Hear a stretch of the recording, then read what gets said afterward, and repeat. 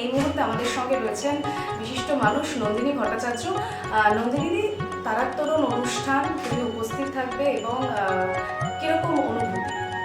খুবই ভালো লাগছে অনুষ্ঠানটা। প্রথমত অনুষ্ঠানের নামটা তো খুব একটা অভিনব, তারার তরুণ।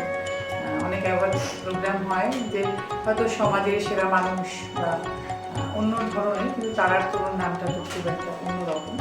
আর উপস্থিত থাকবেন সমাজের অত্যন্ত বিশিষ্ট মানুষরা, যারা হয়তো আজকাল অন্যান্য অনুষ্ঠানে সেরকমভাবে শরীরের কারণে, বয়সের কারণে হয়তো উপস্থিত থাকতে পারেন না। তাদের দেখতে পাওয়াটাও তো একটা বড় ব্যাপার। তাদের থেকে তো সবসময় আমাদের কিছু শেখার আছে। আশা করি সব মিলিয়ে একটা অন্যরকম, আমি বলবো এটাকে জমজমাট নয়, আমি বলবো একটা অভিজাত অনুষ্ঠান হয়তো হতে যাচ্ছে। আমরা সবাই নিশ্চয়ই সেই অনুষ্ঠানটা উপভোগ করবো, অনেক কিছু আবার নতুন করে শিখবো বা জানবো। কাজে সবাইকে আন্তরিক অভিনন্দন যারা এই অনুষ্ঠানটা আয়োজন করেছেন, সমস্ত উদ্যোক্তাদের।